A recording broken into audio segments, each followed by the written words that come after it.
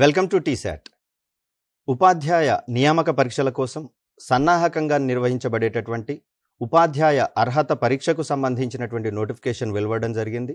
మరి ఈ పరీక్షకు సంబంధించినటువంటి సాధారణ సందేహాలు, పాలసీతో రిలేటెడ్ కాకుండా అభ్యర్థులకు ఉన్నటువంటి సందేహాలు ఏవైనా సరే నివృత్తి చేసుకోవడానికి గాను టీశాట్ వారు నిర్వహిస్తున్నటువంటి కార్యక్రమానికి స్వాగతం. ఇక్కడ టెట్ సందర్భంగా ఉన్నటువంటి సెక్షన్స్ ఏంటి, వాటిలలో ఉండేటటువంటి సబ్జెక్ట్స్ ఏమున్నాయి, వాటిని ఏ విధంగా సెగ్రిగేట్ చేయడం జరిగింది, అదేవిధంగా క్వశ్చన్కి సంబంధించినటువంటి స్ట్రాటజీస్ ఏంటి, ప్రిపరేషన్ టెక్నిక్స్కి సంబంధించి మనతో పాటు ఎక్స్పర్ట్స్ కూడా రావడం జరిగింది. దీంట్లో భాగంగా ఫిజికల్ సైన్స్ మరియు ఫిజికల్ సైన్స్ మెథడాలజీకి సంబంధించినటువంటి సందేహాలను నివృత్తి చేయడానికి నేను, అదేవిధంగా బయోసైన్స్కి సంబంధించినటువంటి సందేహాలు నివృత్తి చేయడానికి గాను డాక్టర్ మోదాల మల్లేష్ గారు స్టూడియోకి రావడం జరిగింది. Welcome sir. అదేవిధంగా ఇంగ్లీష్కి సంబంధించినటువంటి అంశాలను నివృత్తి చేయడానికి గాను కవిత గారు మన స్టూడియోకి రావడం అనేది జరిగింది. సో ఈ పాయింట్ ఆఫ్ వ్యూలలో వీటితో పాటుగా జనరల్గా వచ్చేటటువంటి సందేహాలను సైతము ఇక్కడ టీవీ స్క్రోలింగ్లో చూపిస్తున్నటువంటి నెంబర్స్కి కాల్ చేసి అభ్యర్థులు నివృత్తి చేసుకునేటటువంటి వీలును కల్పించిన టీశాట్ యాజమాన్యానికి అభ్యర్థులందరి తరపున ప్రత్యేక ధన్యవాదాలు తెలియజేసుకుంటూ కార్యక్రమంలోకి వెళ్ళేటటువంటి ప్రయత్నం చేద్దాం. ముఖ్యంగా అభ్యర్థులకు ఒక సూచన ఏంటి అంటే, పాలసీ అంటే విధానపరమైనటువంటి సందేహాలను కాకుండా సబ్జెక్టు పరమైనటువంటి సందేహాలను మాత్రమే అడిగి నివృత్తి చేసుకునేటటువంటి ప్రయత్నం చేద్దాం, టైం వేస్ట్ కాకుండా. సో ఈ పాయింట్ ఆఫ్ వ్యూలో అసలు టెట్ అంటే ఏంటి, దానికి సంబంధించినటువంటి సెక్షన్స్ ఏంటి, వీటికి సంబంధించిన కొన్ని అంశాలు గమనించే ప్రయత్నం చేద్దాం. ముఖ్యంగా టెట్కి సంబంధించినటువంటి నోటిఫికేషన్లోనే అది డేట్ ఆఫ్ అప్లై ఎప్పుడు చేసుకోవాలి, దానికి సంబంధించినటువంటి పూర్తి షెడ్యూల్ని మనకి ఇవ్వడం అనేది జరిగింది. 14/11/2025తో మొదలుకొని మనకు ఈ నెలాఖరు వరకు, నవంబర్ నెలాఖరు వరకు, అంటే 29వ తారీఖు వరకు దీనికి సంబంధించినటువంటి అప్లికేషన్ ప్రాసెస్ అనేది ప్రొసీజర్లో ఉంటుంది. దీని తర్వాత జనవరి 3వ తారీఖు నుంచి జనవరి 30వ తారీఖు వరకు మనకు ఈ ఎగ్జామినేషన్ షెడ్యూల్ అనేది ఇవ్వడం జరిగింది. ఫేజ్డ్ మేనర్లో ఎగ్జామ్స్ ఉంటాయి. ఉదయం పూట షెడ్యూలు, అదేవిధంగా మధ్యాహ్నం పూట షెడ్యూల్గా కూడా ఈ ఎగ్జామ్స్ని నిర్వహించడం అనేది జరుగుతుంది. దీని తర్వాత రిజల్ట్ ఓరియంటేషన్కి గనక గమనిస్తే మనకు ఫిబ్రవరి 10వ తారీఖు నుంచి ఫిబ్రవరి 16 వరకు ఈ రిజల్ట్స్ అనేవి అనౌన్స్ చేయడం అనేది జరుగుతుంది. వీటి తర్వాత మరికొన్ని అంశాలను గనక మనం గమనిస్తే 3వ తారీఖు జనవరి నుంచి 31వ తారీఖు జనవరి వరకు మనకు పేపర్ 1 మరియు పేపర్ 2కి సంబంధించినటువంటి ఎగ్జామ్స్ కండక్ట్ చేయడం అనేది జరుగుతుంది. మార్నింగ్ సెషన్ విషయానికి వస్తే ఉదయం 9 గంటల నుంచి 11:30 గంటల వరకు సుమారు 2:30 గంటల పాటు ఎగ్జామ్ కండక్ట్ చేయడం జరుగుతుంది. ఆఫ్టర్నూన్ సెషన్ విషయానికి వస్తే మధ్యాహ్నం 2 గంటల నుంచి 4:30 గంటల వరకు ఈ ఎగ్జామ్స్ అనేవి ఉంటాయి. ప్రతి ఎగ్జామ్ కూడా 2:30 గంటల నిడివితోటి నిర్వహించడం జరుగుతుంది. దీని తర్వాత పేపర్ 1కి సంబంధించినటువంటి స్ట్రక్చర్ని కనుక మనం గమనిస్తే ఇక్కడ ప్రతి అభ్యర్థి కూడా, అంటే ప్రైమరీ క్లాసెస్ బోధించే ప్రతి అభ్యర్థి కూడా 1 నుంచి 5వ తరగతులు బోధించేటటువంటి క్రమంలో పేపర్ 1ని క్వాలిఫై కావాల్సి ఉంటుంది. ఈ అభ్యర్థుల యొక్క రాయాల్సినటువంటి పేపర్ స్ట్రక్చర్ని కనుక గమనిస్తే ఈ పేపరు 5 సెక్షన్లుగా విభజించడం జరిగింది. ప్రతి సెక్షన్లో 30 మార్కులు ఉంటాయండి. సో ఒక్కొక్క క్వశ్చన్ ఒక్కొక్క మార్కు చొప్పున 30 క్వశ్చన్లకు గాను 30 మార్కులు ఇవ్వడం అనేది జరుగుతుంది. సో 5 సెక్షన్లు ఉన్నాయి కాబట్టి మనకి ఇక్కడ 150 మార్కులు ఉంటాయి. అదేవిధంగా 150 క్వశ్చన్స్ ఇవ్వడం అనేది జరుగుతుంది. మరొక ముఖ్యమైనటువంటి అంశం ఏంటంటే, ప్రతి సెక్షన్లో ఉన్నటువంటి సబ్జెక్ట్లో 30 మార్కులలో మనకు 24 మార్కులు మెయిన్ కంటెంట్ గాను, అదేవిధంగా 6 మార్కులు మనకు పెడగాజీ రిలేటెడ్ క్వశ్చన్స్ అనేవి రావడం జరుగుతుంది. ఒకసారి స్క్రీన్ మీద కనుక మనం గమనిస్తే ఇక్కడ మొదటి సెక్షన్గా మనకు చైల్డ్ డెవలప్మెంట్ అండ్ పెడగాజీ అనేది మనకు కనిపిస్తుంది. ఇక్కడ 30 క్వశ్చన్స్ కనిపిస్తున్నాయి కదా. దీంట్లో మొదటి 24 క్వశ్చన్స్ ఏమో కంటెంట్కి సంబంధించిన సమాచారం ఉంటుంది. అదేవిధంగా పెడగాజీకి సంబంధించినటువంటి క్వశ్చన్స్ మరొక 6 ఇవ్వడం అనేది జరుగుతుంది. అదేవిధంగా లాంగ్వేజ్ 1కి సంబంధించి 2వ సెక్షను, లాంగ్వేజ్ 2కి సంబంధించినటువంటి సెక్షను 3వ సెక్షన్గా మనకు కనిపిస్తూ ఉంది. లాంగ్వేజ్ 1కి సంబంధించి తెలుగు, సాంస్క్రిట్, హిందీ ఈ విధమైనటువంటి విభాగాలు కనిపిస్తూ ఉంటే, లాంగ్వేజ్ 3 అనేది కంపల్సరీ మనకు ఇంగ్లీష్కి సంబంధించినటువంటి పేపర్గా కనిపిస్తుంది. అభ్యర్థులందరూ 3వ సెక్షన్లో 2వ లాంగ్వేజ్గా ఇంగ్లీష్ని మాత్రమే సెలెక్ట్ చేసుకోవాల్సి ఉంటుంది. ఇక 4వ సెక్షన్కి సంబంధించి చూస్తే మనకు మ్యాథమెటిక్స్ అనేది ఇక్కడ కనిపిస్తూ ఉంది. దీంట్లో 30 MCQs మల్టిపుల్ చాయిస్ క్వశ్చన్స్ కనిపిస్తూ ఉన్నాయి. ఒక్కొక్క క్వశ్చన్కి 1 మార్కు చొప్పున 30 మార్కులు అనేది కనిపిస్తూ ఉంది. ఇక చివరిదైనటువంటి 5th సెక్షన్లో మనకు ఎన్విరాన్మెంటల్ స్టడీస్, దీన్నే హయ్యర్ క్లాసెస్లలో అయితేనేమో సైన్స్ అనేటటువంటి పేరుతోటి చెప్తాము. ప్రైమరీ క్లాసెస్లలో మాత్రం దీన్ని పరిసరాల విజ్ఞానము, ఎన్విరాన్మెంటల్ స్టడీస్ అనే పేరుతో చెప్తాం. సో ఇక్కడ 1 నుంచి 5వ తరగతి వరకు ఉన్నటువంటి ఎన్విరాన్మెంటల్ స్టడీస్ని అభ్యర్థులు అధ్యయనం చేయాల్సి ఉంటుంది. దీనికి గాను 30 మార్కుల వెయిటేజ్ ఇవ్వడం జరిగింది.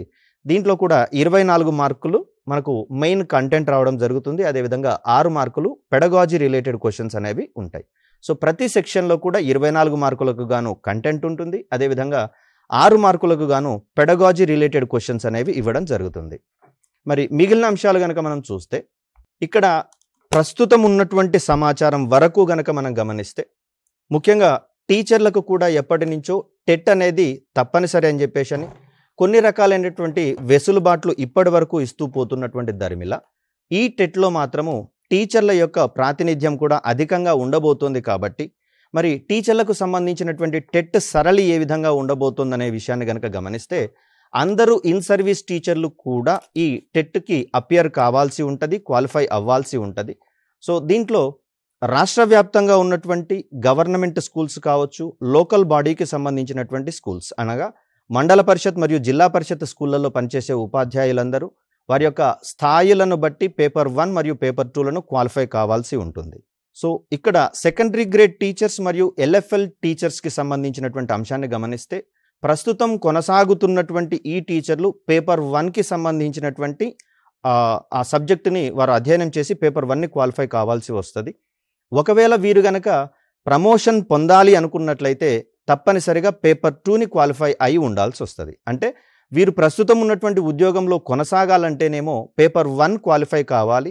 ఫర్దర్ ప్రమోషన్ కనుక ఆశిస్తున్నటువంటి పరిస్థితులలో పేపర్ 2 కూడా క్వాలిఫై అయితే బెటర్ అని చెప్పేసి మనకు సజెషన్స్ వినిపిస్తున్నటువంటి పరిస్థితులలో ఎల్ఎఫ్ఎల్ హెడ్ మాస్టర్ కానివ్వండి, అదేవిధంగా ఎస్జిటీలు కానివ్వండి, తప్పనిసరిగా పేపర్ 1 మరియు పేపర్ 2 రెండింటినీ క్వాలిఫై అవ్వాల్సిన పరిస్థితి వచ్చేసింది.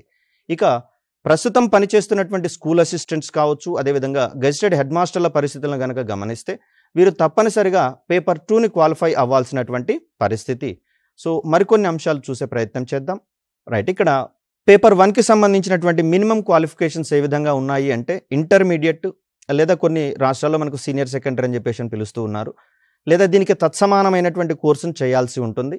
ఇక్కడ మినిమం క్వాలిఫైయింగ్ మార్క్స్ విషయానికి వస్తే ఇంటర్మీడియట్లో అట్లీస్ట్ 50% సెక్యూర్ చేయాల్సి ఉంటుంది. ఇక్కడ కొన్ని మనకు వెసులుబాట్లు కూడా కల్పించడం అనేది జరిగింది కొన్ని వర్గాల వారికి. దీంట్లో ఎస్సీ, ఎస్టీ, బీసీ, అదేవిధంగా డిఫరెంట్లీ ఏబుల్డ్ క్యాండిడేట్స్ ఎవరైతే ఉన్నారో వీరి వరకు 5% ఎగ్జెంప్షన్ అనేది ఇవ్వడం జరిగింది. సో వీరు 45% మార్క్స్ సెక్యూర్ చేసినా సరిపోతుంది ఇంటర్మీడియట్ పరీక్షలలో. ఇక మరికొన్ని అంశాలు కనుక చూస్తే వీరు ఇంటర్మీడియట్తో పాటుగా ఇక్కడ ఎండ్ అన్నాం కాబట్టి పైన చెప్పినటువంటి క్వాలిఫికేషన్స్తో పాటుగా డిప్లొమా ఇన్ ఎలిమెంటరీ ఎడ్యుకేషన్ లేదా 4 సంవత్సరాల నిడివి కలిగినటువంటి బ్యాచులర్ ఆఫ్ ఎలిమెంటరీ ఎడ్యుకేషన్ డిగ్రీని కానివ్వండి, లేదా 2 సంవత్సరాల కాలపరిమితితో ఉన్నటువంటి డిప్లొమా ఇన్ ఎడ్యుకేషన్ని క్వాలిఫై కావాల్సి ఉంటుంది. స్పెషల్ ఎడ్యుకేషన్ పాయింట్ ఆఫ్ వ్యూలో కూడా అభ్యర్థులకు వెసులుబాటును కల్పించేటటువంటి ప్రయత్నం చేశారు, అంటే వారిని కూడా ఇంక్లూడ్ చేసే ప్రయత్నం జరిగింది. ఇక మరికొన్ని అంశాలను కనుక మనం చూస్తే ఇక్కడ కొన్ని ప్రత్యేకమైనటువంటి పరిస్థితులలో ఇక్కడ ఇంటర్మీడియట్ 45% మార్క్స్ సెక్యూర్ చేసినా సరిపోతుంది అనేటటువంటి క్రైటీరియా ఒకటి ఇవ్వడం జరిగింది. వీరికి ప్రత్యేక పరిస్థితులలో మాత్రమే ఇది పాసిబుల్ అవడం జరుగుతుంది, లేదా SC, ST, BC and differently abled candidates 40% secure చేసినా సరిపోతుంది. ఇక పేపర్ 2కి సంబంధించి కనుక మనం గమనిస్తే ఇది 6th, 7th, 8th క్లాస్ సిలబస్ని ఇంక్లూడ్ అయి ఉంటుంది. అదేవిధంగా హై స్కూళ్ళలో పనిచేసేటటువంటి అభ్యర్థులు ఎవరైతే ఉన్నారో వీరికి పేపర్ 2 అనేది కంపల్సరీ కావడం జరిగింది. అదేవిధంగా ఎస్జిటి కావచ్చు, ఎల్ఎఫ్ఎల్ హెడ్ మాస్టర్లు కావచ్చు, ప్రమోషన్ని కనుక పొందేటటువంటి పరిస్థితులలో వీరు కూడా పేపర్ 2 క్వాలిఫై అవ్వాల్సి ఉంటుంది. ఇప్పటి వరకు ఉన్నటువంటి తాజా పరిస్థితుల ప్రకారం భవిష్యత్తులో ఇది ఏ విధంగా మారిందనుకోండి, అలాంటప్పుడు new terms and conditions will be applied. So ఇక్కడ వీరికి ఉన్నటువంటి పరిస్థితులను కనుక గమనిస్తే వీరు గ్రాడ్యుయేషన్ని అట్లీస్ట్ 50% మార్క్స్తో క్వాలిఫై అవ్వాల్సి ఉంటుంది. అదేవిధంగా ఎస్సీ, ఎస్టీ, బీసీ మరియు డిఫరెంట్లీ ఏబుల్డ్ క్యాండిడేట్స్ విషయానికి వస్తే 45 మార్క్స్ సెక్యూర్ చేసినా సరిపోతుంది, అంటే వీరికి ఒక 5% ఎగ్జెంప్షన్ అనేది ఇవ్వడం జరుగుతుంది. ఇక దీంట్లో క్వాలిఫైయింగ్ నేచర్గా మనకు కనిపిస్తుంది టెట్ ఎగ్జామ్ అనేది. ఈ పాయింట్ ఆఫ్ వ్యూలో చూస్తే డిఫరెంట్ కమ్యూనిటీస్కి డిఫరెంట్ క్వాలిఫైయింగ్ నేచర్ ఉన్నటువంటి పర్సంటేజెస్ని ఇంక్లూడ్ చేయడం జరిగింది. ఆ పాయింట్ ఆఫ్ వ్యూలో జనరల్ అభ్యర్థులు ఎవరైనా సరే వీరు టెట్ పరీక్షలో 60% మార్కుల్ని సెక్యూర్ చేయాల్సి వస్తుంది. అనగా 90 మార్కుల వరకు వీరు మార్కుల్ని పొందాల్సి ఉంటుంది. ఇక బీసీ అభ్యర్థుల విషయానికి వచ్చేసరికల్లా 50% మార్క్స్ని ఎలిజిబిలిటీ క్రైటీరియాగా తీసుకోవడం జరిగింది. అంటే 75 మార్కులు గనక వీరు సెక్యూర్ చేస్తే ఎలిజిబిలిటీని కలిగి ఉంటారు. అంటే 75 మార్కులు గనక వస్తే వీరు ఫర్దర్ ఉపాధ్యాయ నియామక పరీక్షలో పార్టిసిపేట్ అవ్వడానికి వీరికి అనుమతి అనేది లభిస్తుంది. ఒకవేళ 75 కంటే తక్కువగా వస్తే వారు ఉపాధ్యాయ నియామక పరీక్ష రాసేటటువంటి అర్హతను కోల్పోవడం జరుగుతుంది. అదేవిధంగా ఎస్సీల విషయంలో ఇది 40%, అనగా 60 మార్క్స్కి దీన్ని లిమిట్ చేయడం జరిగింది. ప్రస్తుతం ఒక కాలర్ అందుబాటులో ఉన్నారు.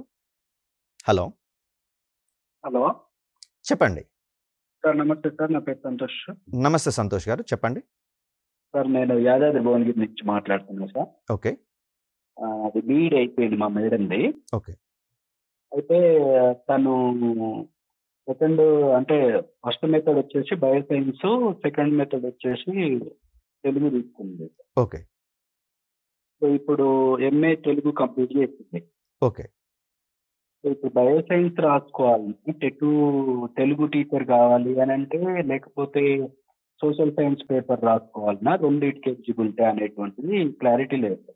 ఓకే ఓకే సో ఇప్పుడు మీ సందేహం డౌట్ ఏంటంటే బీఈడిలో బయోసైన్స్ మెథడాలజీ ఉంది, అదేవిధంగా ఎంఏ తెలుగు కూడా ఉన్నటువంటి పరిస్థితులలో ఏ పేపర్ రాయాలనేది మీ సందేహం, అంతే కదండి?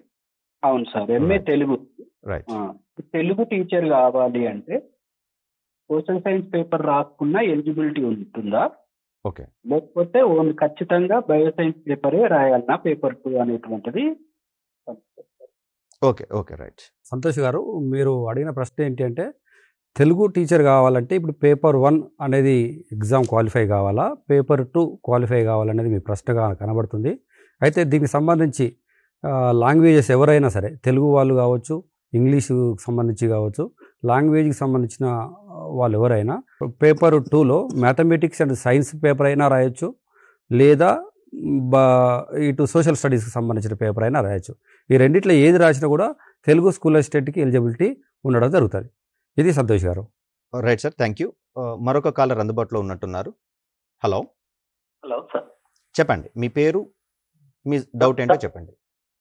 వినోద్ కుమార్ సార్, నల్గొండ నాది. ఓకే ఓకే చెప్పండి వినోద్ గారు. అందరికీ నమస్కారం సార్. నమస్తే సార్, నాకు పేపర్ 1 పేపర్ 2కి రెండింటికి ఎలిజిబుల్ ఉన్నా సార్ నేను. ఓకే. దీంట్లో పేపర్ 1కి ఏ క్లాస్ వరకు చదవాలి, పేపర్ 2కి ఏ క్లాస్ వరకు చదవాలి sir?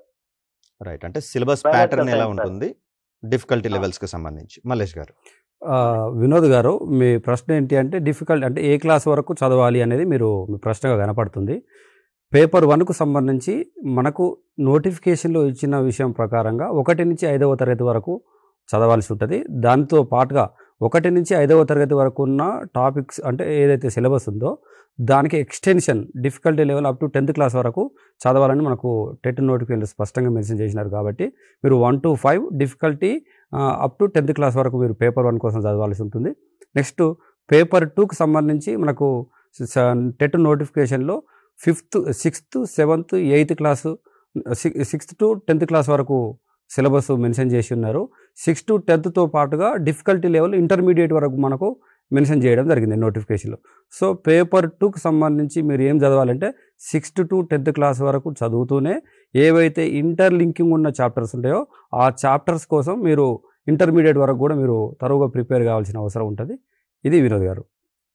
Right, thank you sir. ఇక్కడ అభ్యర్థులు జాగ్రత్తగా గమనించాల్సింది ఏంటి అంటే సిలబస్ ప్యాటర్న్ ఒక రకంగా ఉంది, డిఫికల్టీ లెవెల్ మరొక రకంగా ఉంది. కాబట్టి పేపర్ 2 అంటే 6th, 7th, 8th బోధించేటటువంటి ఉపాధ్యాయులని మాత్రమే అంటున్నారు, కానీ డిఫికల్టీ లెవెల్ విషయానికి వచ్చేసరికల్లా మనకు ఇంటర్మీడియట్ లెవెల్ వరకు అంటున్నారు. కాబట్టి కాస్త 6th, 7th, 8th మీదనే కాకుండా ఆ పాఠ్యాంశాలను ఇంటర్మీడియట్ లెవెల్ వరకు అధ్యయనం చేయాల్సినటువంటి అవసరం ఉంది.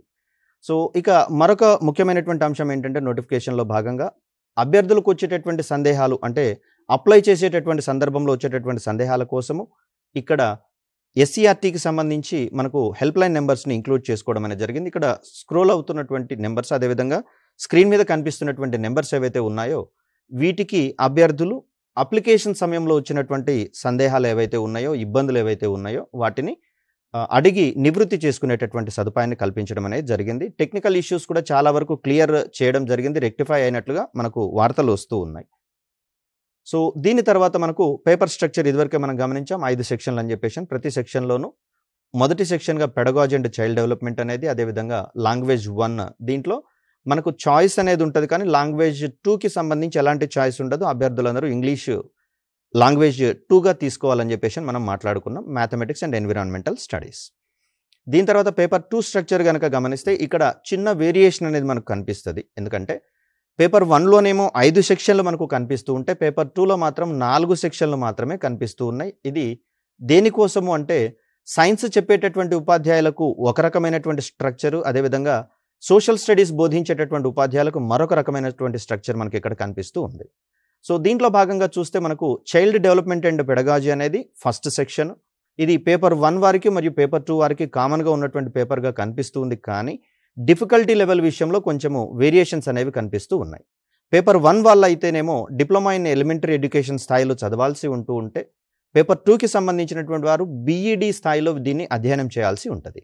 అదేవిధంగా లాంగ్వేజ్ 1 విషయంలో మనకు తెలుగు, కన్నడ, హిందీ, ఉర్దూ, మరాఠీ, సాంస్క్రిట్, తమిళ్ దీంట్లో ఏ లాంగ్వేజ్నైనా చూజ్ చేసుకునేటటువంటి అవకాశం ఉంది. కాకపోతే 10th క్లాస్ వరకు వారు ఆ మాధ్యమంలో చదవాల్సినటువంటి అవసరం ఉంది. అదేవిధంగా ఇంటర్మీడియట్లో కూడా ఒక భాషగా దాన్ని వారు కలిగి ఉండాల్సి వస్తుంది. ఇక లాంగ్వేజ్ 2 అనేది ఇక్కడ కామన్గానే కనిపిస్తుంది. ఇంగ్లీష్ అనేది మనకు సెకండ్ లాంగ్వేజ్గా చూజ్ చేసుకోవాల్సినటువంటి పరిస్థితి. ఇక 4th సెక్షన్ విషయానికి వచ్చేసరికి ఇక్కడ 2 పార్ట్స్ అనేవి మనకు కనిపిస్తూ ఉంది. సైన్స్ బోధించేటటువంటి అభ్యర్థులకు మ్యాథ్స్ మరియు ఫిజికల్ సైన్సెస్ మరియు బయాలజికల్ సైన్సెస్కి సంబంధించిన క్వశ్చన్స్ రావడం జరుగుతుంది ఒక పేపర్ స్ట్రక్చర్లో భాగంగా. సోషల్ స్టడీస్ వారికి మాత్రము ఇక్కడ సోషల్ స్టడీస్కి సంబంధించినటువంటి క్వశ్చన్స్ మాత్రమే మనకు కనిపించే అవకాశం ఉంది. మరి దీనికి సంబంధించినటువంటి వెయిటేజ్ని కనుక మనం చూస్తే, మ్యాథమెటిక్స్కి సంబంధించి అదేవిధంగా సైన్స్కి సంబంధించి చూస్తే 30 మార్కుల వెయిటేజ్ అనేది మనకు కనిపిస్తుంది. సో ప్యూర్లీ మ్యాథమెటిక్స్కి 24 మార్కులు, మ్యాథ్స్ పెడగాజీకి సంబంధించి 6 మార్కులు, అక్కడ 30 మార్కులు. అదేవిధంగా సైన్స్కి సంబంధించి అయితే ఫిజికల్ సైన్సెస్కి సంబంధించి ఒక 12 మార్కులు, బయోసైన్స్కి సంబంధించి 12 మార్కులు, పెడగాజీకి 6 మార్కులు. రైట్, ఒక కాలర్ అందుబాటులో ఉన్నట్టున్నారు. హలో హలో సార్, చెప్పండి, మీ పేరు చెప్పండి. సార్ నా పేరు కృష్ణమూర్తి సార్, నల్గొండ. నేను చెప్పండి కృష్ణ గారు. సార్ నేను హిందీ ఆల్రెడీ వర్క్ చేస్తున్నాను. ఓకే. అయితే నాకు డిగ్రీలో మ్యాథ్స్, తెలుగు, సోషియాలజీ ఉంది సార్. ఇప్పుడు నేను సోషల్ రాసుకోవచ్చా, మ్యాథ్స్ రెండు రాసుకోవచ్చు సార్? మ్యాథ్స్ రాయాలా, సోషల్ రాయాలా, 2 రాసుకోవచ్చా? ఓకే. ఒక ఆప్షనల్ మ్యాథ్స్ ఉంది సార్, ఒక మ్యాథ్స్ ఉంది, తెలుగు ఉంది, సోషియాలజీ ఉంది. అంటే మీరు హిందీకి సంబంధించిన స్పెషలైజేషన్ కోర్సెస్ ఏమైనా చేశారా మీరు? చేశాను సార్, నాది విద్వాన్ హిందీ కూడా ట్రైనింగ్ అయిపోయింది. ఓకే. కృష్ణమూర్తి గారు, మీరు అడిగిన ప్రశ్నల్లో ఇంకో కొంత సమాచారం కావాలి. మీరు డిఎడ్ గిట్లా ఏమైనా ఉందా? డిఎడ్, బిఎడ్ లాంటి కోర్సులు ఏమైనా చేశారా? బిఎడ్ ఉంది సార్, బిఎడ్ ఉంది సార్. బిఎడ్ లో కూడా బిఎడ్ లో సెకండ్ మెథడ్ ఏంటి? మ్యాథ్స్, తెలుగు ఉంది సార్. మ్యాథ్స్, తెలుగు. బిఎడ్ లో మ్యాథ్స్ ఒకటి మెయిన్ మెథడ్, సెకండ్ మెథడ్ వచ్చేసి తెలుగు. ఓకే. మీరు ఇప్పుడు వర్కింగ్ ఏ టీచర్ మీరు? Sir SC Hindi sir.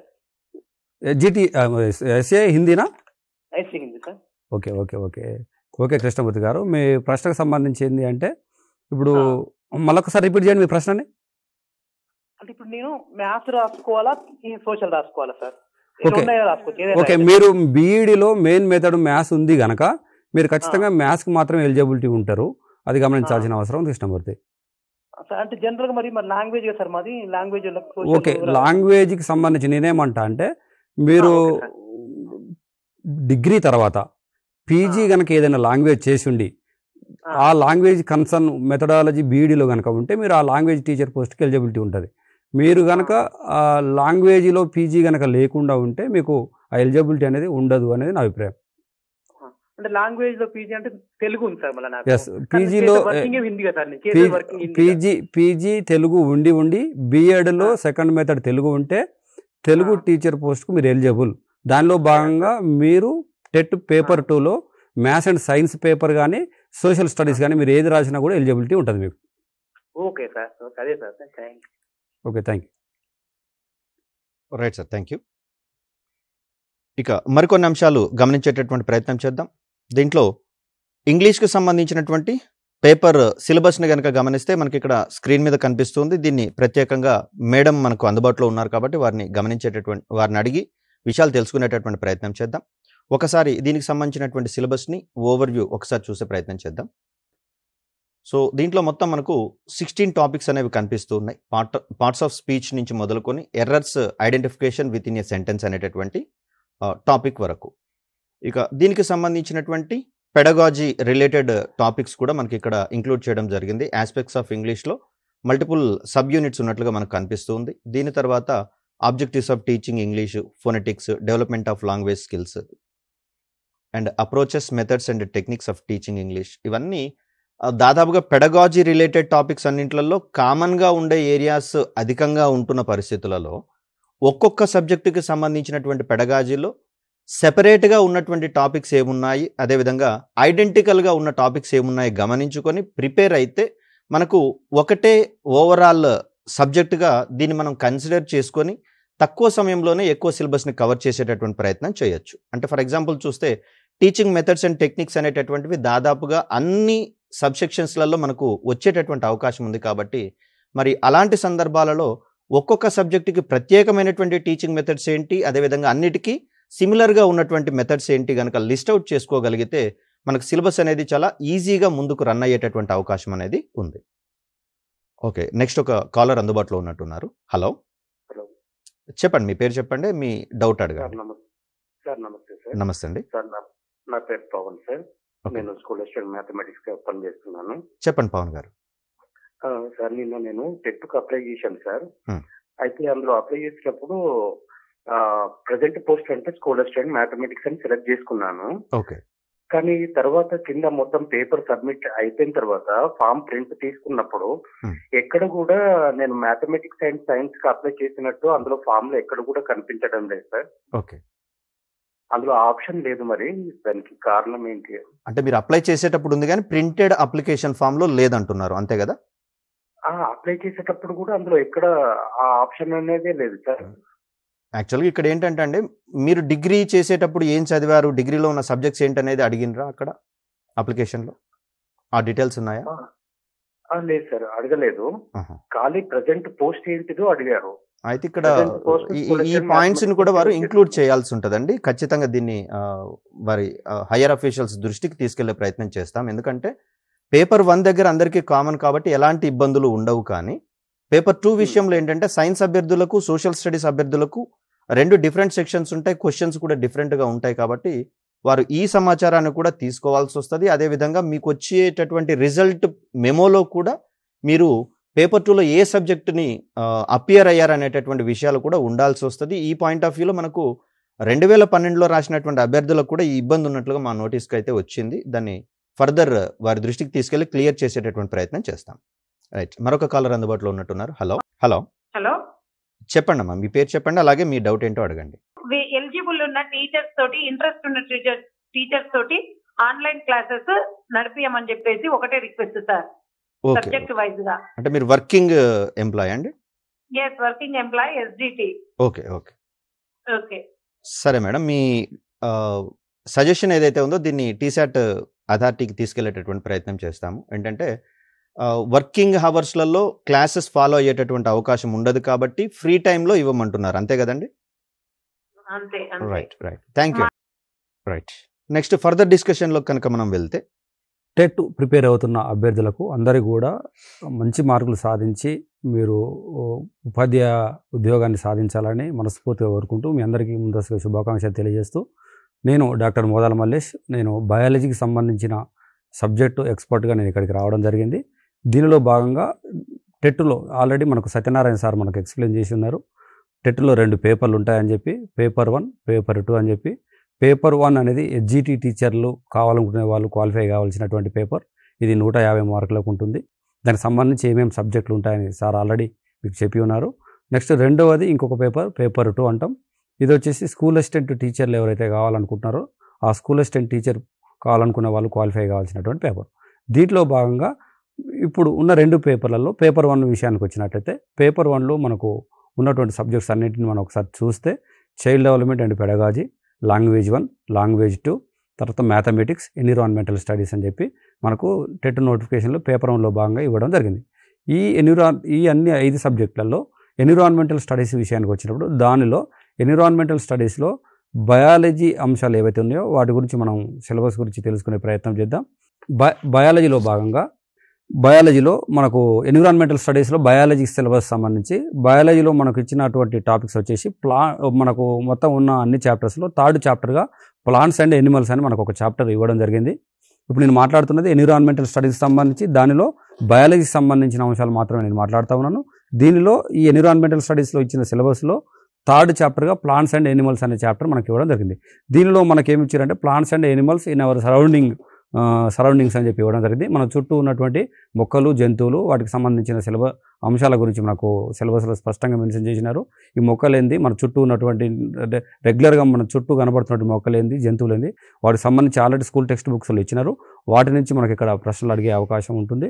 తర్వాత ఇందులోనే ఇదే చాప్టర్లోనే మనకు ప్లాంట్ అండ్ ఎనిమల్ ప్రొడక్ట్స్ అని చెప్పి మనకు మరొక అంశాన్ని ఇవ్వడం జరిగింది. ఈ ప్లాంట్ అండ్ ఎనిమల్ ప్రొడక్ట్స్ సంబంధించి వృక్ష మరియు జంతు ఉత్పత్తులు ఏంది అని చెప్పి మనకు మొత్తం ప్లాంట్ అండ్ ఎనిమల్ ప్రొడక్ట్స్ సంబంధించి మొత్తం ప్లాంట్స్ నుంచి వచ్చే అన్ని ప్రొడక్ట్స్, జంతువుల నుంచి వచ్చే అన్ని ప్రొడక్ట్స్ కాకుండా మనకు స్కూల్ టెక్స్ట్ బుక్స్లో మనకి ఏదైతే సిలబస్లో ఇచ్చారో దాన్ని మాత్రమే మనకి ఇక్కడ చదువుకోవాల్సిన అవసరం ఉంటుంది. అదేవిధంగా ఇదే చాప్టర్లో మనకి ఇంకొక అంశాన్ని ఇవ్వడం జరిగింది, ఫోటోసింథసిస్ అని చెప్పి. కిరణజన్య సంయోగక్రియ అంటే ఏంది, కిరణజన్య సంయోగక్రియ ఎలా జరుగుతుంది, కిరణజన్య సంయోగక్రియ ఎందుకు జరుగుతుంది, ఈ కిరణజన్య సంయోగక్రియకు సంబంధించిన సమగ్ర సమాచారం మనం ఇక్కడ అధ్యయనం చేయాల్సిన అవసరం ఉంటుంది. అదేవిధంగా ఇదే చాప్టర్లో మనకిచ్చిన మరొక అంశం పార్ట్స్ ఆఫ్ ఫ్లవర్, పుష్పం యొక్క భాగాల గురించి మనకి ఇవ్వడం జరిగింది. పుష్పం ఏంది, పుష్పంలో ఎన్ని భాగాలు ఉంటాయి, ఏ భాగాల యొక్క ఫంక్షన్ ఏంటి అనేటువంటి అంశాన్ని మనం ఈ చాప్టర్లో మనం అధ్యయనం చేయాల్సి ఉంటుంది. ఇదే చాప్టర్లో ఇంకొకటి పాలినేషన్, పరాగ సంపర్కం అని, తర్వాత ఫర్టిలైజేషన్, ఫలదీకరణం అని చెప్పి, తర్వాత ఫలాలు అని చెప్పి, విత్తనాలు అని చెప్పి ఈ అంశాలను మనకు ఈ సిలబస్లో భాగంగా మనకు చేర్చడం జరిగింది. ఇవన్నీ కూడా మనకు స్కూల్ టెక్స్ట్ బుక్లో చాలా సమగ్రంగా ఉన్నాయి. ఆ స్కూల్ టెక్స్ట్ బుక్లో ఉన్నటువంటి లిమిట్స్ మనం చదువుకుంటే మంచి స్కోర్ చేసే అవకాశం ఉంటుంది. ఇదే చాప్టర్లో మరొక అంశం మనకేమి ఇచ్చారంటే వైల్డ్ అండ్ కల్టివేటెడ్ ప్లాంట్స్, మామూలు వన్య మరియు సాగు మొక్కలేంది, ఈ వన్య మొక్కలు ఏంటి, సాగు మొక్కలేంది, స్కూల్ టెక్స్ట్ బుక్స్లో ఎంతవరకు ఏ మేరకు ఉన్నదో అంతవరకు చూసుకొని మనం ప్రిపేర్ అయితే మంచి స్కోర్ చేసే అవకాశం ఉంటుంది. ఇదే చాప్టర్లో ఇంకొకటి ఇంతకుముందుకు వైల్డ్ అండ్ కల్టివేటెడ్ ప్లాంట్స్ ఇచ్చినట్టుగానే జంతువులకు సంబంధించి wild and domestic animals and their food arrangements అని మనకు మరొక చాప్టర్ ఇవ్వడం జరిగింది. దీనికి సంబంధించి అంటే మన వన్య మరియు సాధు జంతువులు ఏవైతే ఉన్నాయో వాటికి సంబంధించిన అంశాలు మనకు సిలబస్లో మెన్షన్ చేయడం జరిగింది. ఇవి ఈ యూనిట్లో భాగంగా మెన్షన్ చేశారు. ఈ యూనిట్లో ఇంకొక అంశం కూడా చేర్చడం జరిగింది, అది అనిమల్స్లో టీత్ అరేంజ్మెంట్ ఎలా ఉంది అనేది కూడా మరొక అంశంగా చేర్చడం జరిగింది. ఇది కూడా అధ్యయనం చేయాల్సిన అవసరం ఉంటుంది. ఇది పేపర్ 1లో ఎన్విరాన్మెంటల్ స్టడీస్లో 3rd చాప్టర్గా మనకు ప్లాంట్స్ అండ్ ఎనిమల్స్ అనేటువంటి చాప్టర్ మనకు ఇవ్వడం జరిగింది. గతంలో ఈ ఏరియా నుంచి ఎలాంటి ప్రశ్నలు వచ్చినాయి అనే విషయాన్ని కనుక చూసినట్లయితే ఈ చాప్టర్ నుంచి ప్రశ్నల వైఖరి గతంలో ఎలా ఉంది అనే కనుక గమనించినట్లయితే మీరు స్క్రీన్ మీద చూడొచ్చు. ఈ క్రింది వాటిలో తేనెటీగలు వృక్షజాలంగా పరిగణించబడే మొక్కలను గుర్తించండి అని మనకు గతంలో మనకు ప్రశ్న ఇవ్వడం జరిగింది. దీనిలో భాగంగా మనకు 3 ఆప్షన్స్ ఇవ్వడం జరిగింది.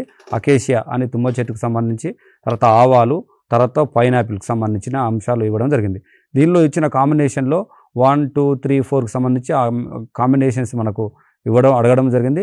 ఇక్కడ ఉన్న ప్రశ్నకు సరైన సమాధానం మనం 1గా భావించాల్సి ఉంటుంది. ఇదే టాపిక్లో మనకు గతంలో అడిగిన మరొక ప్రశ్న, ఆ ప్రశ్న వైఖరిని తెలుసుకుంటే మళ్ళీ ఎలాంటి ప్రశ్నలు వస్తాయో తెలుసుకునే అవకాశం ఉంటుంది. కాబట్టి ఆ ప్రశ్నను మీరు ఒకసారి స్క్రీన్ మీద చూడొచ్చు. ఆ స్క్రీన్ మీద ఉన్న ప్రశ్నను కనుక గమనించినట్లయితే క్రింది జంతువులలో ద్విధావిచ్ఛితి ద్వారా ప్రత్యుత్పత్తి చేసేది ఏ జీవి అని చెప్పి మనకు ప్రశ్న గతంలో అడగడం జరిగింది. దానిలో మనకు 4 ఆప్షన్స్ ఇవ్వడం జరిగింది. ఒకటి అమీబా, ఇంకొకటి వానపాము, తర్వాత సీతాకోకచిలుక, కప్ప అని చెప్పి మనకు సిలబస్లో స్పష్టంగా మనకు గతంలో ప్రశ్న స్పష్టంగా అడగడం జరిగింది. దీనికి సరైన సమాధానం మీకు ఆల్రెడీ చదివిన వాళ్ళకి అర్థమయ్యే ఉంటుంది. మొదటి ఆప్షన్ అంటే మీన్స్ అమీబా సరైన సమాధానంగా మనం గుర్తించవచ్చు. తర్వాత ఇదే ఏరియా నుంచి మనకు గతంలో మరొక ప్రశ్న అడిగి ఉన్నారు. ఈ ప్రశ్న ఏంటంటే సరీసృపాల నుండి పక్షుల పరిణామం చెందిన యుగం ఏంది అని చెప్పి, అంటే ఈ పరిణామ క్రమానికి సంబంధించి ఏ కాలంలో ఏ జంతువులు ఆవిర్భవించాయి అనే అంశం మీద ప్రశ్న అడగడం జరిగింది. దీనిలో భాగంగా మనకు పేలియోజోయిక్ యుగం అని చెప్పి, తర్వాత మేసోజోయిక్ యుగం అని చెప్పి, సీనోజోయిక్ యుగం అని చెప్పి, తర్వాత ప్రీక్రేంబియన్ యుగం అని చెప్పి మనకు గతంలో ప్రశ్న అడగడం జరిగింది. దీనిలో మనకు సరైన సమాధానంగా మనం చూసినట్లయితే మీసోజోయిక్ యుగంగా మనం పరిగణించవచ్చు. తర్వాత ఇదే ఏరియా నుంచి మరొక ప్రశ్న గతంలో అడగడం జరిగింది.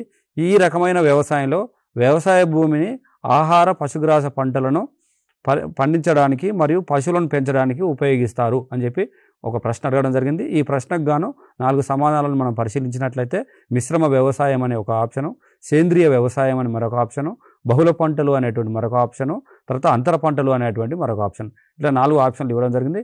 దీనిలో సరైన సమాధానం ఏంటంటే మిశ్రమ వ్యవసాయంగా మనం గుర్తించవచ్చు అనమాట.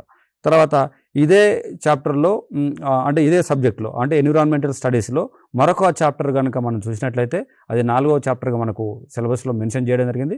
అది వచ్చేసి అవర్ ఫుడ్, మన ఆహారం అని చెప్పి. ఈ ఆహారానికి సంబంధించి సిలబస్లో పొందుపరిచిన అంశాలను మనం పరిశీలించినట్లయితే డిఫరెంట్ టైప్స్ ఆఫ్ ఫుడ్స్, వివిధ రకాల ఆహారాలను గురించి మనకు సిలబస్లో స్పష్టంగా అడగడం జరిగింది. తర్వాత స్టోరేజ్ ఆఫ్ గ్రెయిన్స్, మామూలుగా ఆహారకు సంబంధించిన storage of grains and vegetables అని చెప్పి మనకు ఒక అంశం మనకు చేర్చడం జరిగింది. వీటిని ఎలా స్టోర్ చేస్తాం, ఈ స్టోరేజ్ చేయడానికి తీసుకునే పద్ధతులు ఏంటి అనే అంశం మీద మనకి టాపిక్ని చేర్చడం జరిగింది.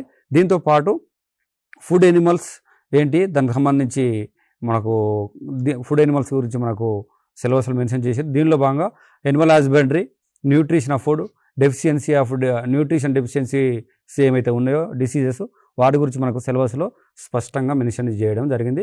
వీటన్నింటి మీద ఇక్కడ ఈ ఏరియాలో డిసీజెస్ మీద ఎక్కువ సందర్భాల్లో ప్రశ్న అడిగినట్టుగా మనం గమనించవచ్చు.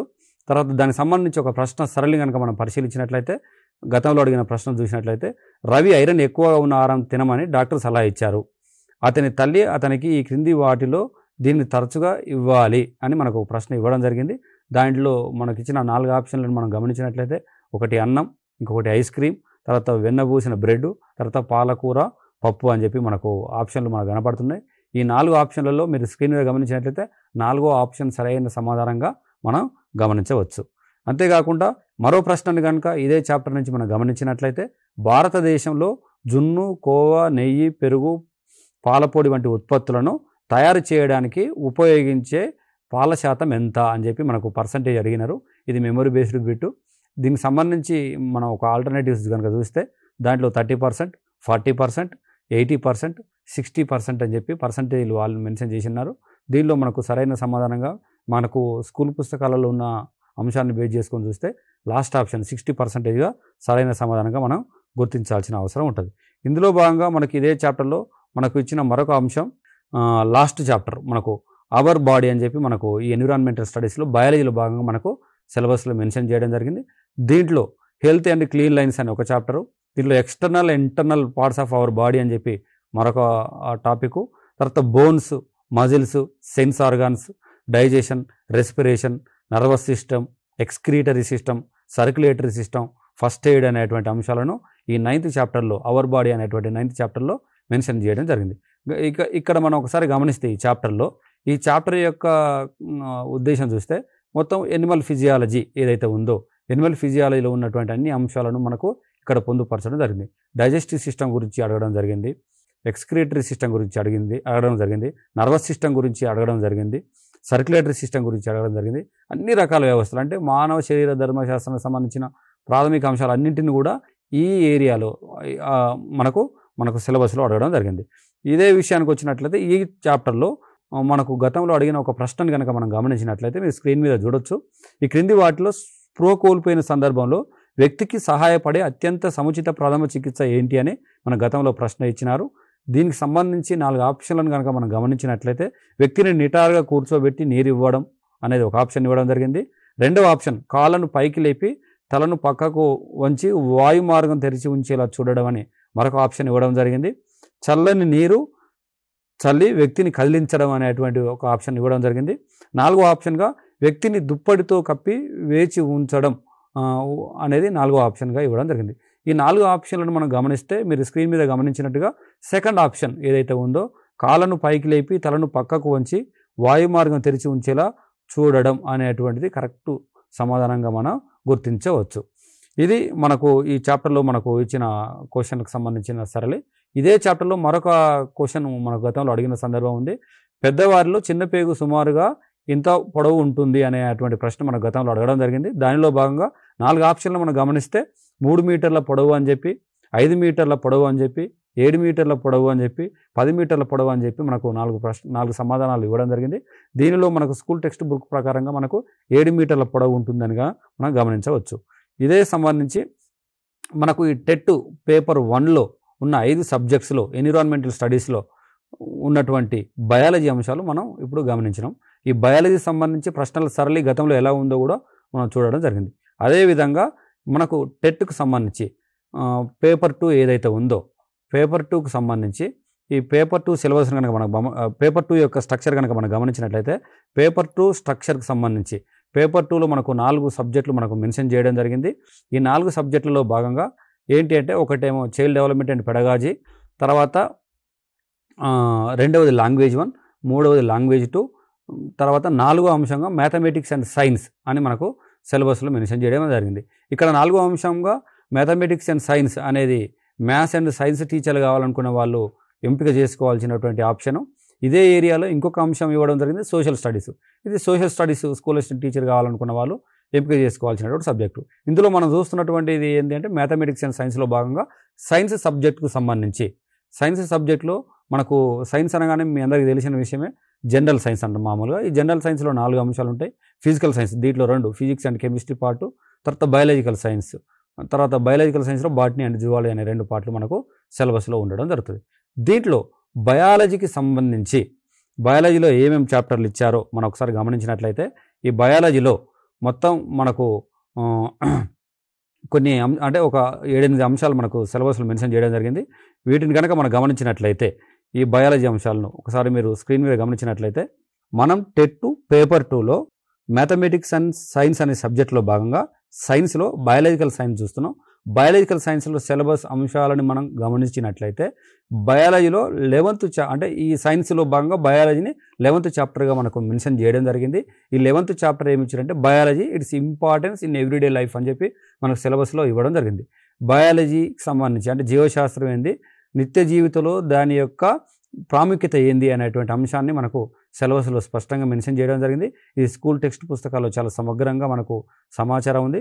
స్కూల్ టెక్స్ట్ బుక్స్తో పాటుగా intermediate botany and zoology text books కూడా మనకు ఇంటర్లింకింగ్ మనకు మొదటి సంవత్సరంలోనే ఇంటర్మీడియట్ మొదటి సంవత్సరం వృక్షశాస్త్రాలు కానీ జంతు శాస్త్రాలు కానీ కొంత మనకు వెళ్ళిపోయే ఇంటర్లింకింగ్ చాప్టర్స్ మనకు అక్కడ కనబడతాయి. సో ఈ చాప్టర్ని అలా చూసినట్లయితే ఈ ఏరియా నుంచి వచ్చే క్వశ్చన్లు మంచిగా ఆన్సర్ చేసే అవకాశం ఉంటుంది. ఇదే బయాలజీలో మనకి ఇచ్చిన మరొక అంశం ఏంటంటే లివింగ్ వరల్డ్ అని చెప్పి జీవ ప్రపంచం అని చెప్పి ఈ జీవ ప్రపంచంలో భాగంగా మనకు చాలా అంశాలు మనకు పొందుపరచడం జరిగింది.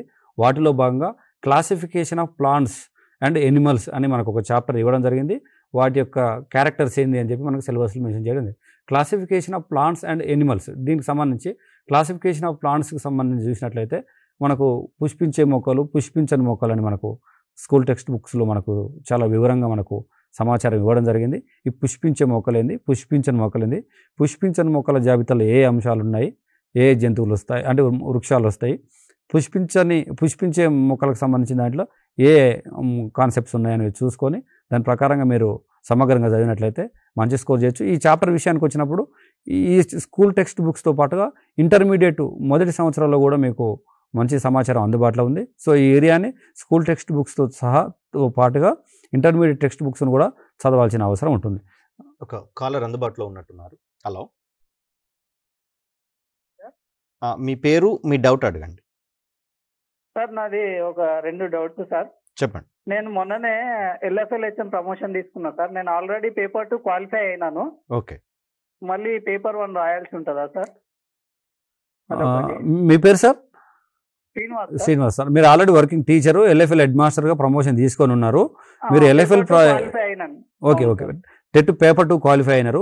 మీరు చెప్తున్న సమాచారం ప్రకారం ఏంటంటే టెట్ పేపర్ 2 అనేది మీరు రేపు భవిష్యత్తులో స్కూల్ అసిస్టెంట్ టీచర్గా అయితే మీకు ఉపయోగపడుతుంది. ఇప్పుడు LFL హెడ్ మాస్టర్ కనుక ఖచ్చితంగా టెట్ పేపర్ 1 ఖచ్చితంగా క్వాలిఫై కావాల్సి ఉంటుంది. మీరు ఇప్పటికీ మీరు క్వాలిఫై కాకపోయి ఉంటే ఇప్పుడు మీకు టెట్ నోటిఫికేషన్ మెన్షన్ చేసిన దాని ప్రకారంగా పేపర్ 1 మీరు రాయాల్సి ఉంటుంది. శ్రీనివాస్ గారు సార్ ఇంకో doubt sir.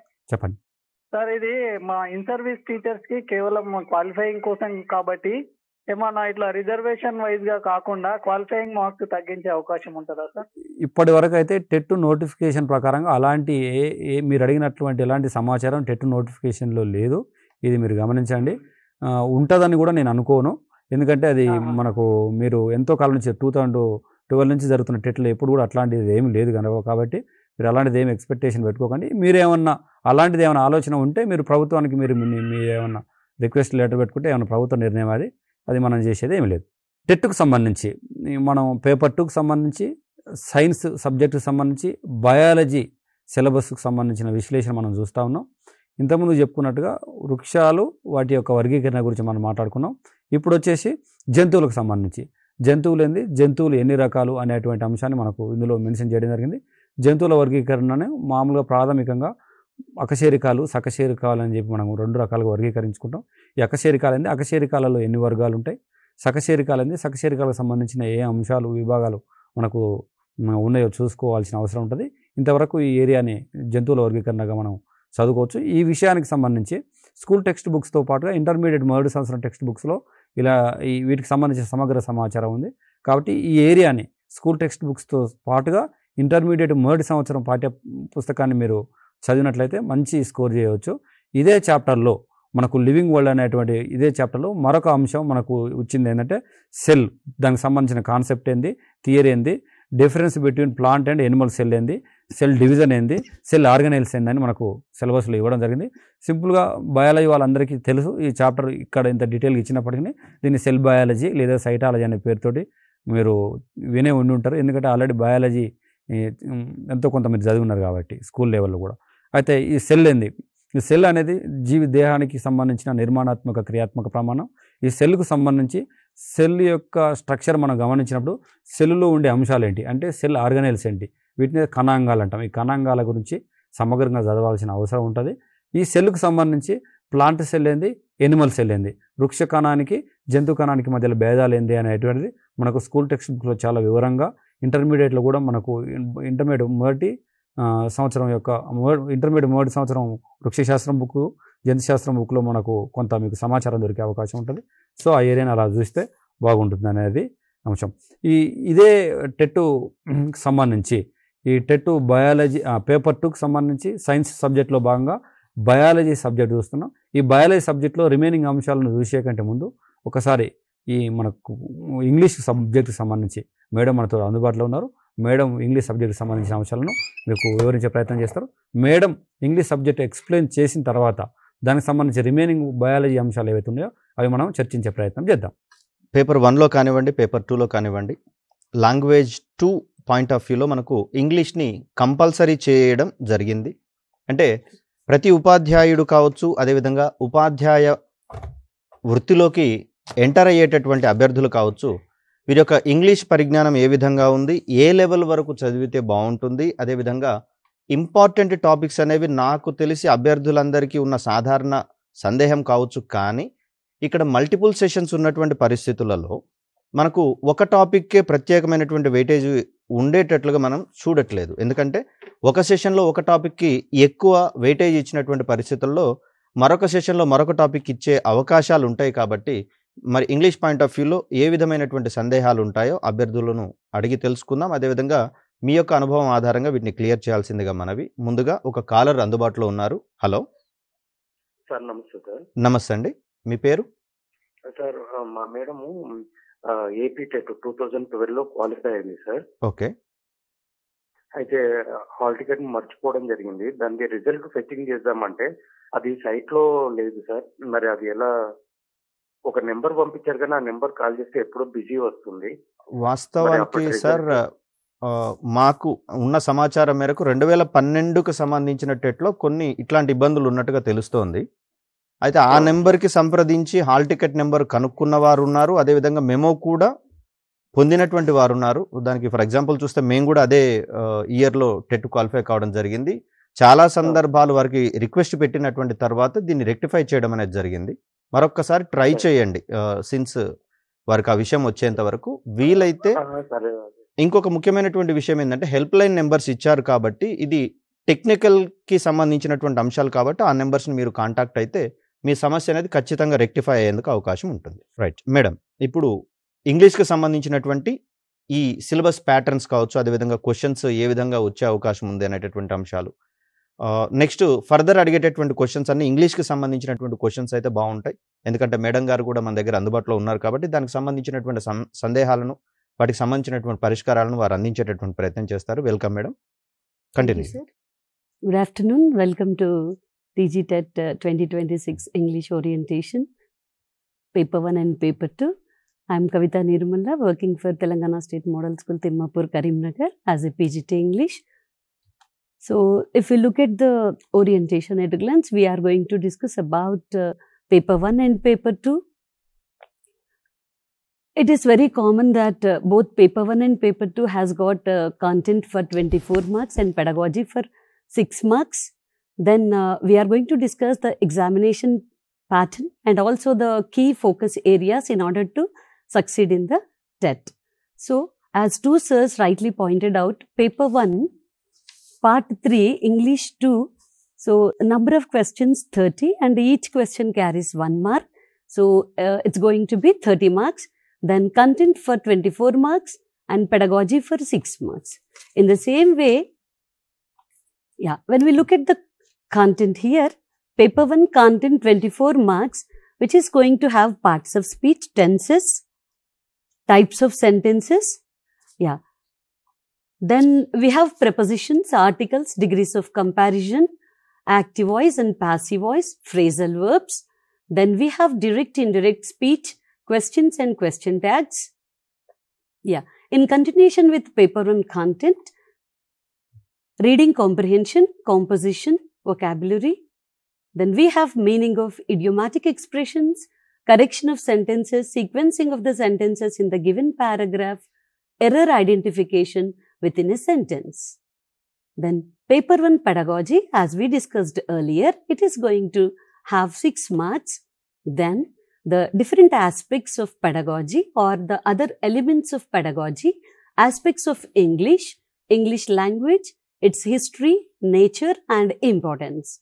Principles of English as second language, problems of teaching and learning English. Even we have phonetics and development of language skills, where it is very important to develop LSRW skills, listening, speaking, reading and writing skills, then communicative skills. Approaches, methods, techniques of teaching English, because to carry out the classroom transaction, focusing on the different techniques of teaching English, very important. So, under this we have introduction, definition and types of approaches, methods and techniques of teaching English. So, with remedial teaching. Paper 1 pedagogy continues the other aspects like teaching learning materials in English, then teaching of structures and vocabulary items, lesson planning, curriculum and textbooks. Then last but not the least, evaluation in English language teaching, that is continuous comprehensive evaluation. Let us focus on Paper 2, which is also the third part of language 2, English, which is also going to carry 30 questions and each question carries 30 marks. So, out of these 30 marks, content is going to have 24 marks, pedagogy 6 marks as usual in all the subjects. Then Paper 2 content 24 marks. So, the aspirants of TET have to remember one thing here, almost all the aspects of Paper 1 and Paper 2 mainly related to content and pedagogy are almost the same. But here one thing which should be focused on is, so Paper 1, as it is going to be the teachers who are going to handle 1 to 5th classes and difficult level is up to 10th standard. So, basic level or basics of grammar, if they prepare, they could do the exam very well. But when it comes to Paper 2, so secondary level, the teachers who are going to teach up to 8th standard, 6th to 8th standard or 10th standard, as it is mentioned in the notification very clearly. So, they have to prepare at a length. So, they have to dive deep into the subject and focus more on these elements like parts of speech, tenses, active voice and passive voice, prepositions and articles, degrees of comparison. Then we have clauses, verbs, main verbs and auxiliary verbs, adverbs, types of adverbs. So here I would like to focus one thing. Generally, people get lot of confusion in identifying the parts of speech. So for this, so the aspirants of TET, so you people have to practice more, practicing previous question papers and also having a schedule, then focusing on the various rules that are involved in various items is very, very crucial. Then continuation with the adverbs, types of adverbs. Coming to the next aspect, conjunction, coordinating conjunctions and subordinating conjunctions. Yeah. Then coming to the paper 2, content 24 marks, direct and indirect speech in continuation with the last slide, questions and question tags. Then types of sentences, simple, compound and complex sentences, which is nothing but synthesis of sentences. Then we have phrases, uses of phrases, composition, letter writing, precise writing and comprehension. Yeah. So before we move on to the next slide, I would like to focus on reading comprehension. The other things here included are vocabulary, synonym, antonyms and spellings, meaning of idiomatic expressions, correction of sentences, sequencing of the sentences in the given paragraph and error identification within a sentence. So coming to the paper 2, pedagogy, which is also going to have it for 6 marks. Let us focus on the pedagogy aspects or the components of pedagogy. Aspects of English, English language, history, nature, importance, principles of English as second language, problems of teaching, learning English. The classroom challenges, everything should be focused deep into the pedagogy aspects. Objectives of teaching English. What are the main objectives involved in teaching English have to be focused more. Yeah. So compared to paper 1 and paper 2, here we are going to have phonetics and transcriptions. So phonetics, there are different videos the aspirants can watch and have a grip over the phonetics and transcription. Then development of language skills, which is very, very important for the teachers to take up classrooms, to take up classes in the classroom to have English communication skills. So for that, LSRW skills, listening, speaking, reading and writing, communicative skills, imparting values through communication. Then paper 2, pedagogy 6 marks, where it is going to have approaches, methods, techniques of teaching English. When it comes to methods, we have different methods, direct method, audio-visual method, even communicative method. So in what context, what kind of, depending on the classroom transaction and learner's level of understanding, so what kind of methodology should be taken. So these have to be, the aspirants should have thorough knowledge on this methods, techniques of teaching English. Then here we have introduction, definition and types of approaches, methods and techniques of teaching English, including remedial teaching. Yeah. Teaching of structures and vocabulary, teaching learning materials in English language teaching, lesson planning, curriculum, textbooks, importance and its need. Evaluation in English language teaching, which is the, after completing the teaching learning transaction, continuous comprehensive evaluation. Assessment is very, very important. It supports to find out or estimate the level of learners. Yeah. If you look at the slides here, analysis of the previous questions. So previously, the question like, Raghav met a girl with blue eyes. So what is the question here? Choose the most appropriate clause to replace with blue eyes. So yeah, instead of, generally people get lot of confusion. So to first read the question with all cool mind, then here, yeah. So previously the question focused on the concept here tested is relative clauses. So relative pronoun whose, that whose shows possession. So when we describe a person, generally his or her features, we use whose. Here eyes is plural, so the verb must be were, not was. As the sentence is in past tense, definitely that past tense should be focused. So here the answer is whose eyes were blue. Then, so what are the main important things the aspirants have to focus? So whenever you see a noun of possession like eyes, hair, face, name, father, then we will be using whose. Then here Raghav met a girl with the blue eyes. So what we have to do here, choose the most appropriate clause to replace with the blue eyes. Then the answer goes whose eyes were blue. Raghav met a girl whose eyes were blue is the replacement. Then definitely see how much knowledge we have is not important here. Proper planning is important. So when it comes to paper 1 preparation strategy, the aspirants have to strengthen reading comprehension. So here I would like to give certain tips. Reading comprehension, first, generally if the paragraph is short, we can go for the reading directly, or else if the length of the paragraph is big, then we should have first the aspirants must read the questions, then have a quick reading of the given passage twice. Yeah. Then master basic grammar for, to attempt the paper 1. Learn English pedagogy primary level in depth. Then practice previous year question papers in order to get the grip over the questions asked. Attempt to mock tests, which really enhances the confidence levels of the aspirants. Then coming to the paper 2, the preparation strategy here, language comprehension. So compared to paper 1, here paper 2, aspirants have to dive into a deeper knowledge has to be developed. So focusing on the advanced language comprehension is very, very important. So for that, reading skills have to be improved.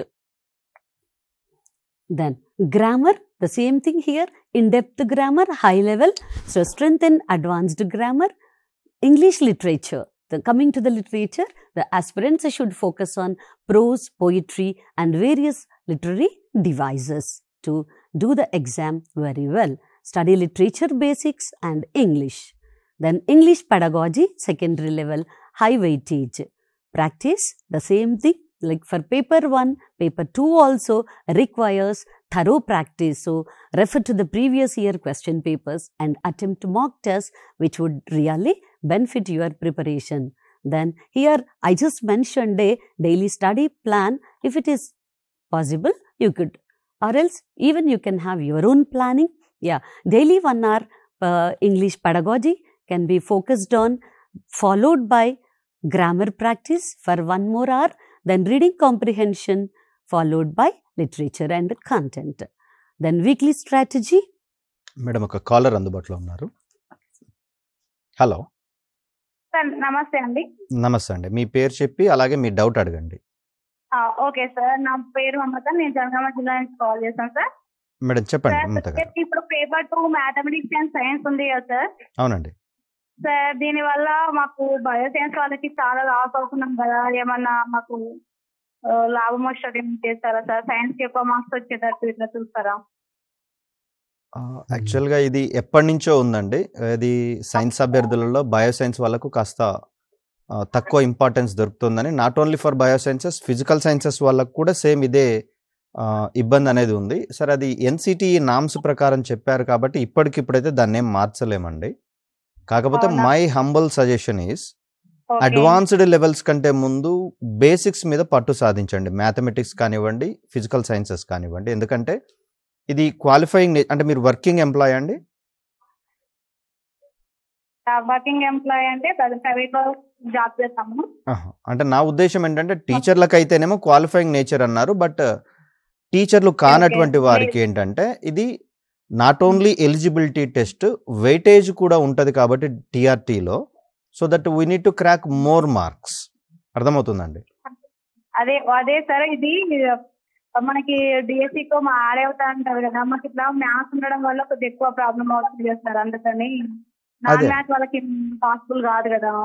అదే అండి ఇక్కడ ఏంటంటే సిలబస్లో ఉన్నటువంటి అంశాలను first basic levels నుంచి తీసుకెళ్ళండి. అంటే ఫార్ములాస్ ఒకసారి అధ్యయనం చేయడం, అదేవిధంగా మెయిన్ కాన్సెప్ట్స్, బేసిక్ కాన్సెప్ట్స్ ఏవైతే ఉన్నాయో వాటిని ప్రాక్టీస్ చేసుకోవడము.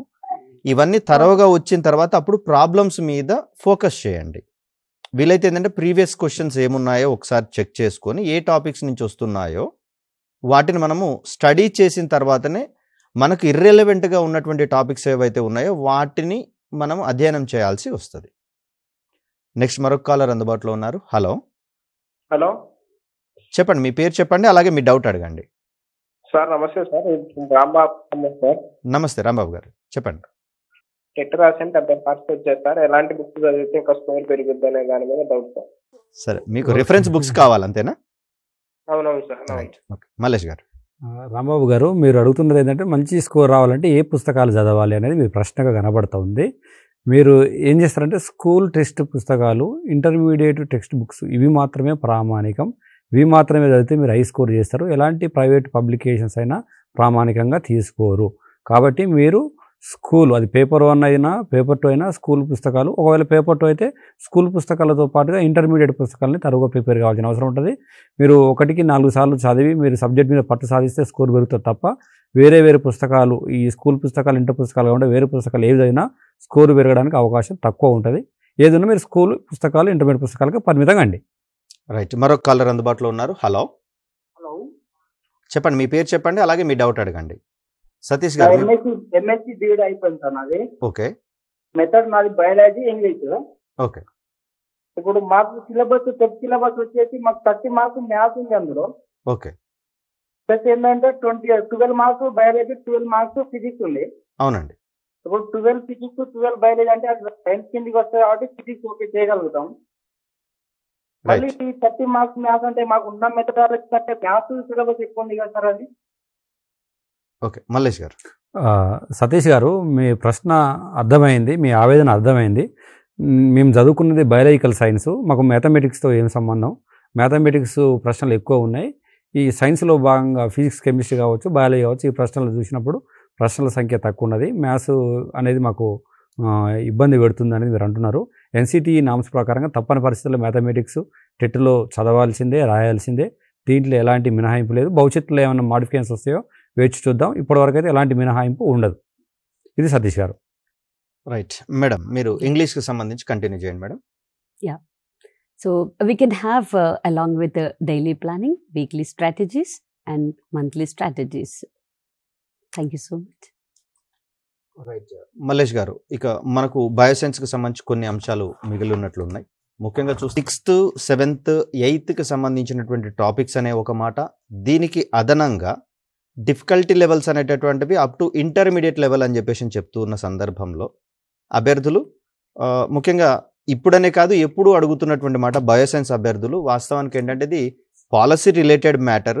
రిప్రజెంటేషన్స్ చాలా సందర్భాలలో చేయడం జరిగింది. ఏంటంటే సైన్స్ వాళ్లకు అవసరమైతే సోషల్ స్టడీస్ ఎలా అయితే సెపరేట్గా ఉందో మ్యాథమెటిక్స్ అండ్ సైన్సెస్ వీటికి సంబంధించి కూడా సెపరేట్ పేపర్స్ పెడితే బాగుంటుంది అనే కోణంలో ఎన్నోసార్లు రిప్రజెంటేషన్స్ అయితే ఇవ్వడం జరిగింది. కానీ ఎన్సిటి మార్గదర్శకాలకు అనుగుణంగానే మనం నడుచుకోవాల్సి వస్తుంది. కాబట్టి ఆ పాయింట్ ఆఫ్ వ్యూలోనే క్వశ్చన్ పేపర్ స్ట్రక్చర్ కూడా మనకు ఆ విధంగా ఇవ్వడం జరిగింది. మరొక అంశం ఏంటంటే అందరు అభ్యర్థులు ఎదుర్కొనేది అదే పేపర్ అయినటువంటి సందర్భాలలో బయోసైన్స్ వారందరికీ కూడా మ్యాథమెటిక్స్కి సంబంధించినటువంటి క్వశ్చన్స్ టిపికల్గానే ఉండేటటువంటి అవకాశం ఉంది. మరి ఈ పాయింట్ ఆఫ్ వ్యూలో అందరికీ కామన్గా ఉన్నటువంటి సందర్భాలలో మనం వాటిని అంటే ఎలా చెప్పాలో అర్థం కావట్లేదు, కానీ అందరికీ ఒకే రకమైనటువంటి స్ట్రాటజీ ఉన్న సందర్భంలో మనకు దానికి ఎఫెక్ట్ అనేది చాలా తక్కువగా ఉండే అవకాశం ఉందని చెప్పుకోవచ్చు. రైట్ సార్, మీరు మిగతా టాపిక్స్ని కంటిన్యూ చేయండి సార్. ఓకే సత్యనారాయణ సార్, ఇప్పుడు మనం ఇంతకుముందుకు బయాలజీకి సంబంధించి అంటే పేపర్ 2లో సైన్స్ సబ్జెక్టులో బయాలజీకి సంబంధించి బయాలజీలో మనకు ఏమేమి చాప్టర్స్ ఉన్నాయనేటువంటి విషయాలు మనం చూస్తూ ఉన్నాం. దానిలో భాగంగా మనకు ఇంతకుముందుకు సెల్ బయాలజీ ఏదైతే ఉందో, సైటాలజీ ఏదైతే ఉందో అది మనం చూస్తూ ఉన్నాం.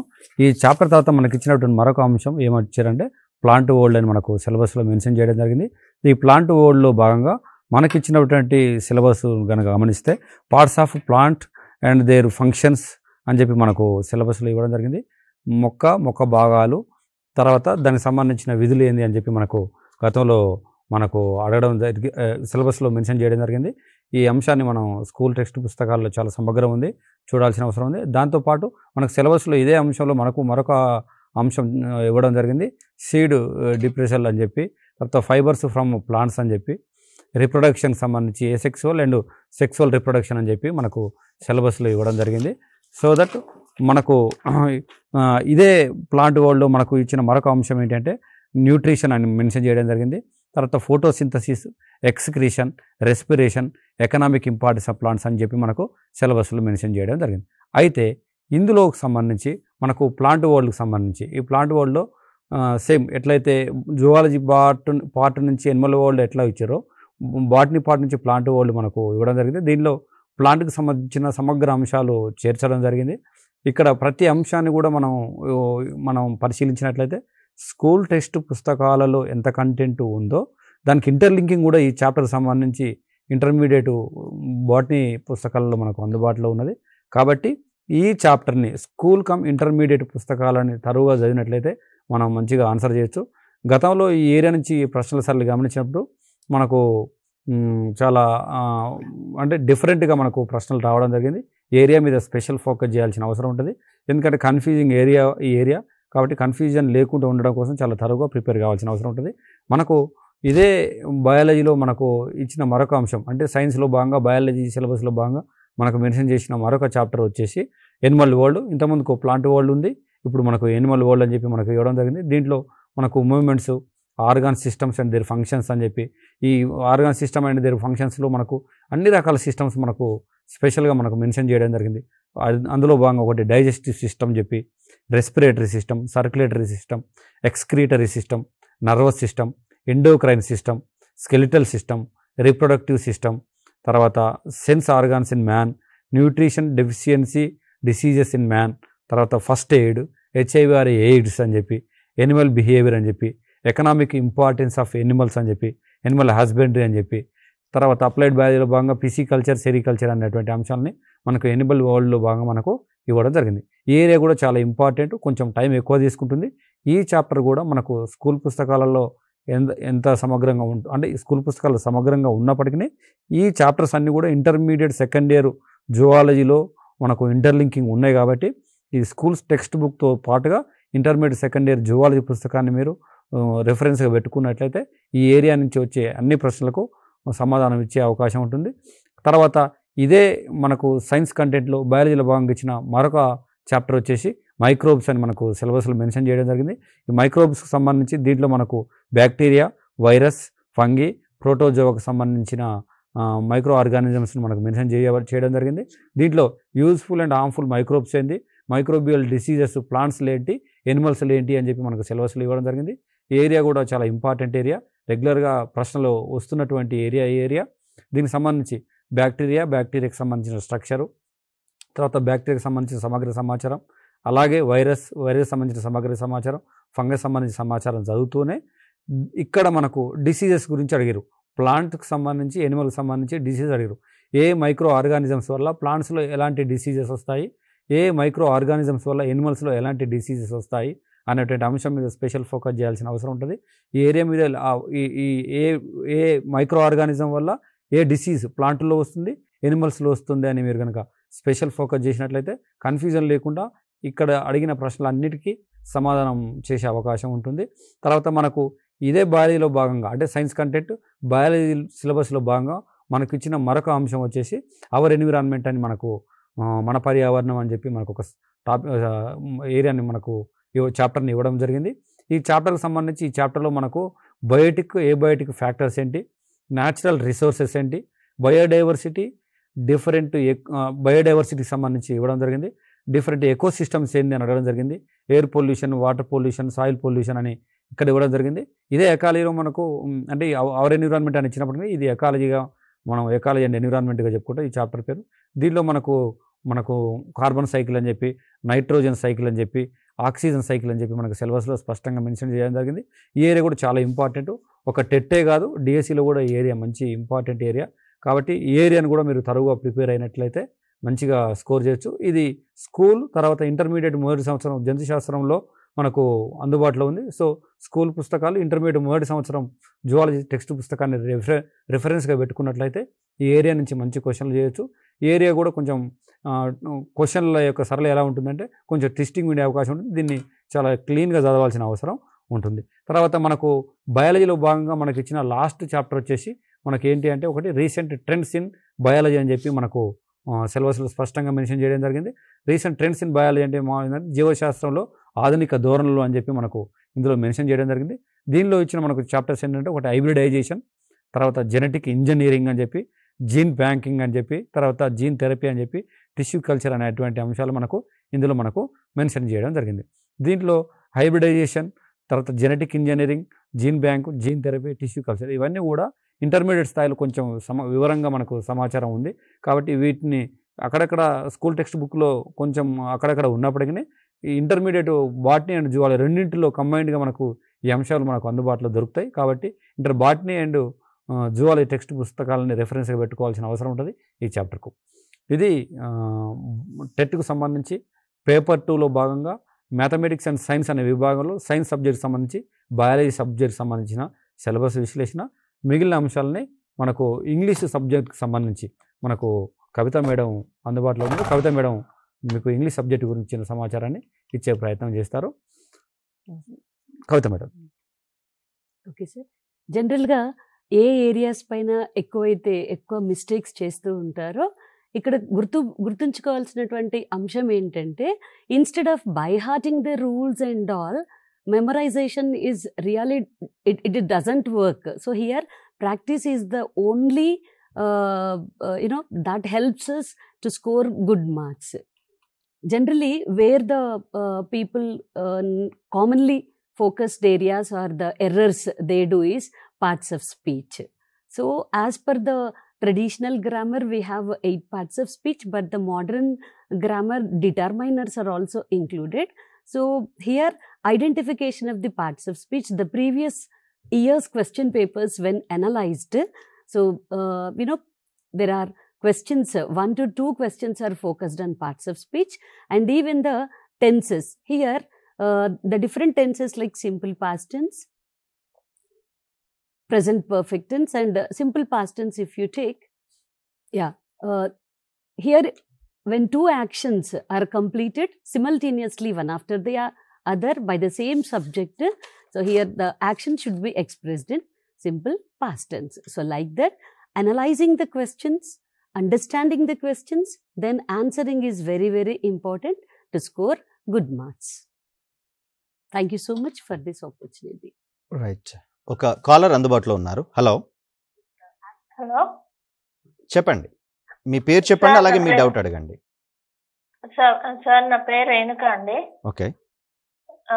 నేను MSc BL sir, biological science. యాక్చువల్గా నాకు పేపర్ 2 వచ్చేసి నాకు స్కోర్ 90 ఉందండి. ఓకే. అయితే ఎన్నిసార్లు రాసినా ఇంకా అది 90కి పెరగట్లేదు సార్ టెట్. అయితే ఇప్పుడు లాస్ట్ టైం డిఎస్సి రాశాను. ఓకే. 69.5 వచ్చి డిఎస్సి రాలేదు సార్. ఓకే. నేను మళ్ళీ ఎంఏ ఇంగ్లీష్ చేశాను. నాకు చిన్న డౌట్, బయాలజీ సార్ ఉన్నారు, మేడం ఉన్నారు కదా, నేను ఇంగ్లీష్ షిఫ్ట్ అయితే నేను మళ్ళీ దాన్ని క్రాక్ చేయగలను, ఎందుకంటే బయాలజీ చాలా తక్కువ పోస్టులు ఉన్నాయి కదా. అందుకే ఒకసారి మేడం సజెషన్. బయాలజీ నాకు ఇంట్రెస్టెడ్, బట్ కాకపోతే పోస్ట్ లేకపోవడం వల్ల మళ్ళీ దాన్ని పట్టుకుంటూ వస్తుందా రాదా డౌట్ ఉంది. ఇంగ్లీష్ కొత్తగా స్టార్ట్ చేస్తే అలా చేసిన వాళ్ళు అంటే సక్సెస్ అవుతున్నారా లేదా అదొక చిన్న డౌట్ సార్. ఇద్దరే సజెషన్ తీసుకుందామని కాల్ చేశారు. ఓకే రేణుక గారు, మీ ప్రశ్న అర్థమైంది. మీరు కొంత సందిగ్ధంలో ఉన్నారు. ఇటు నేను బయాలజీ సైడ్ పోతేనేమో పోస్టులు తక్కువ ఉన్నాయని చెప్పి, తర్వాత ఇంగ్లీష్ సైడ్ పోతేనేమో ఉన్న టైంలో నేను కొత్త సబ్జెక్ట్ని పట్టుకొని మళ్ళీ సక్సెస్ అవుతున్నా లేనని చెప్పి, ఈ 2 సందిగ్ధాల మధ్యలో మీరు అటు ఇటుగా ఉన్నారు. కాబట్టి నేనేమంటా అంటే, మీకు ఏ సబ్జెక్టు బాగా వస్తుందో మీకే బాగా తెలుస్తుంది. మీకు ఏ సబ్జెక్ట్ అయితే బాగా వస్తుందో ఆ సబ్జెక్టు మాత్రమే పట్టుకుంటే మీరు సక్సెస్ అయ్యే అవకాశాలు ఎక్కువ ఉంటాయి అనేది నా అభిప్రాయం. కాబట్టి మీకు బాగా ఏ సబ్జెక్ట్ వస్తుంది అనే దానిని బట్టి మీరు ప్రిపరేషన్ స్టార్ట్ చేయండి. మీకు పోస్టులు తక్కువ ఉన్నాయి ఎక్కువ ఉన్నాయి అనే విషయానికి వస్తే నేను చెప్పకూడదు, కానీ లైవ్లో ఒక పోస్ట్ ఉన్నది మీకు కావాలనుకుంటే వస్తుంది. కాబట్టి మీరు ఒక పోస్టులు తక్కువ ఉన్నాయి ఎక్కువ ఉన్నాయి అనే విషయాన్ని పరిగణలోకి తీసుకోకుండా, తీసుకుంటే తీసుకోండి, బాగా హ్యూజ్గా బాగా ఎక్కువ ఉన్నప్పుడు తీసుకోండి పరిగణలోకి. కానీ కొంత వేరియేషన్ మాత్రమే ఉన్నప్పుడు ఖచ్చితంగా మీకు బాగా వచ్చిన సబ్జెక్ట్నే మీరు సెలెక్ట్ చేసుకుంటే బాగుంటుంది అనేది నా అభిప్రాయం. మిగిలిన ఇంగ్లీష్కి సంబంధించిన అంశాలను కవిత మేడం మీకు చెప్పే ప్రయత్నం చేస్తారు. మేడం. రేణుక మేడం ఒక మంచి క్వశ్చన్ అడిగారు. ఇంగ్లీష్లో మనం మంచి మార్క్స్ స్కోర్ చేయాలి అంటే ప్రాక్టీస్ అనేది చాలా ఇంపార్టెంట్. ఇప్పుడు కాంటెంట్ పరంగా చూస్తే ఇచ్చినటువంటి అంశాలన్నీ కూడా మనకి కొత్త ఏం కాదు, కానీ ఆ క్వశ్చన్ని అర్థం చేసుకొని అది ఆన్సర్ రాయడం అనేది ఇక్కడ ఇంపార్టెంట్ కనుక దీనికి practice is the only solution. If you practice there is no doubt definitely you are going to score good marks. Right. ఇప్పుడు టీచింగ్ పెడగాజీ ఆఫ్ సైన్స్, సైన్స్కి సంబంధించినటువంటి పెడగాజీలో టాపిక్స్ ఏమున్నాయి, అదేవిధంగా క్వశ్చన్స్ స్ట్రాటజీ ఏ విధంగా ఉందో గమనించేటటువంటి ప్రయత్నం చేద్దాం. ముఖ్యంగా ఎవరైనా సరే సబ్జెక్టు చెప్పేటటువంటి క్రమంలో వారి సబ్జెక్టుకే అత్యంత ప్రాధాన్యతనిచ్చుకుంటూ దానికే ఎక్కువ వెయిటేజ్ ఇవ్వమని చెప్పేసి అని చెప్తారు. బట్ నా యొక్క ఉద్దేశం ఏంటి అంటే అన్నిటికీ సంబంధించినటువంటి అంశాలు పెడగాజీ అనేది కామన్గా ఉన్నటువంటి సందర్భాలలో ఎవరిదైతే ఒరిజినల్ పెడగాజీ ఏదైతే ఉందో దాన్ని థరోగా చదువుకొని, అంటే దాంట్లో ఉన్నటువంటి కామన్ ఏరియాస్ మళ్ళీ ఇంకొక పెడగాజీలో చదివేటటువంటి అవసరం పెద్దగా ఉండదు కాబట్టి దాన్ని స్కిప్ చేసుకొని, అంటే వాటికి మాత్రమే పర్టికులర్గా ఉన్నటువంటి ఆ టాపిక్స్ ఏవైతే ఉన్నాయో కామన్గా ఉన్న వాటిని వదిలేసి సెపరేట్గా ఉన్నటువంటి టాపిక్స్ మీదనే ఫోకస్ చేస్తే ఈ పెడగాజీ అనేది మనకు కాస్త తక్కువ భయపెడుతూ ఎక్కువ స్కోర్ ఇచ్చేటటువంటి అవకాశం ఉంటుంది. మోరోవర్ ఇక్కడ మరొక ముఖ్యమైనటువంటి అంశం ఏంటంటే పెడగాజీలన్నింటిలలో మనకు ఈ సిసిఈ అనేది అంటే కాంప్రిహెన్సివ్ అండ్ కంటిన్యూస్ ఎవాల్యుయేషన్ అనేది కామన్గా ఉన్నటువంటి ఏరియా. మరి దీనికి సంబంధించి ఒక్కొక్క పెడగాజీకి సెపరేట్ అనేది ఉండదు కాబట్టి దాన్ని మనం ఒరిజినల్గా స్కిప్ చేసుకున్న పెద్ద ప్రాబ్లం ఏమీ ఉండదు. ఒకసారి పెడగాజీకి సంబంధించి సైన్స్ పెడగాజీకి సంబంధించినటువంటి ఏరియాలను కనుక మనం గమనిస్తే స్క్రీన్ మీద మనకు కనిపిస్తూ ఉంది. మొదటి టాపిక్గా definition, nature, structure and history of science. ఇది ఆల్మోస్ట్ ఆల్ మ్యాథమెటిక్స్కి అయితే మ్యాథమెటిక్స్ పాయింట్ ఆఫ్ వ్యూలో చదువుతాం కాబట్టి ఇది దేని దానికి సెపరేట్గా ఉన్నటువంటి టాపిక్గా మనకు కనిపిస్తుంది. And then aims, values, instructional objectives of teaching science ఇవన్నీ కామన్గా ఉన్నటువంటి ఏరియాస్గానే కనిపిస్తాయి. కానీ కొన్ని ప్రశ్నలకు సంబంధించి చూస్తే అంటే కొన్ని సబ్జెక్టులకు సంబంధించి చూస్తే వేరియేషన్ అనేది కనిపిస్తుంది. ఇక అకాడమిక్ స్టాండర్డ్స్ కూడా ఒక్కొక్క సబ్జెక్టుకి ఒక్కో రకంగా ఉన్నటువంటి పరిస్థితుల్లో దీని మీద ప్రత్యేకంగానే అభ్యర్థులు ఫోకస్ చేసుకోవాల్సి ఉంటుంది. ఇక మెథడ్స్ ఆఫ్ టీచింగ్ సైన్స్, ఇక్కడ సైన్స్ అనే కాదు మ్యాథమెటిక్స్ కావచ్చు, తెలుగు, ఇంగ్లీష్ వీటన్నిటికీ సంబంధించి కామన్ టీచింగ్ మెథడ్స్ అనేవి ఉంటాయి. మనం గతంలో కూడా గమనిస్తే గురు కేంద్రీకృతంగా ఉన్నటువంటి విద్యా విధానాన్ని మొదలుకొని ప్రస్తుతం మనం కాలక్రమంలో విద్యార్థి కేంద్రీకృత బోధనా పద్ధతుల వరకు మనము అధ్యయనం చేస్తూనే ఉన్నాం.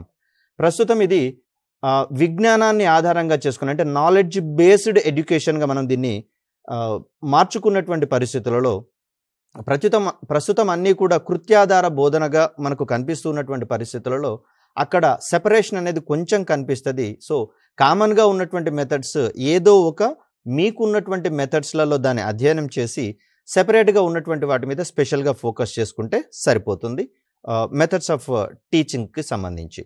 ఇక మరొక ముఖ్యమైనటువంటి ఆస్పెక్ట్గా మనకు స్క్రీన్ మీద కనుక గమనిస్తే instruction material in teaching science, TLM in science. ఇక్కడ పాఠ్యపుస్తకం అనేది ఉపాధ్యాయునికి కరపత్రం వంటిది అనేటటువంటి సామెత ఒకటి ఉంది. ముఖ్యంగా చూస్తే ఈ పాఠ్యపుస్తకాన్ని బేరేజు వేసుకుంటూ తరగతి గదిలో ఉపాధ్యాయుడు ఆయా అంశాలను విద్యార్థికి అందించేటటువంటి క్రమంలో మరొక ముఖ్యమైనటువంటి అంశంగా మనకు టిఎల్ఎం కనిపిస్తుంది, బోధన అభ్యసన సామాగ్రి అనేటటువంటివి. సో ఇవి కూడా రకరకాలైనటువంటి టిఎల్ఎం మెటీరియల్స్ మనకు అందుబాటులో ఉన్నటువంటి పరిస్థితులలో ప్రభుత్వం వారు మనకు అందించినటువంటి టిఎల్ఎం మెటీరియల్ ఏంటి, మనకు ఆల్రెడీ తెలుసు ఓబీబీ అనేటటువంటి స్కీమ్, ఆపరేషన్ బ్లాక్ బోర్డ్. మరి దీంట్లో ఉన్నటువంటి టిఎల్ఎం విధానాలు ఏ విధంగా ఉన్నాయి, మ్యాథమెటిక్స్కి ఏ విధమైనటువంటి టిఎల్ఎంస్ ఇచ్చారు, అదేవిధంగా సైన్స్కి ఏ విధమైనటువంటివి ఇచ్చారు, వాటికి ఉన్నటువంటి వేరియేషన్స్ ఏ విధంగా ఉన్నాయి, వీటన్నింటిని కూడా మనం చూసుకోవాల్సి వస్తుంది.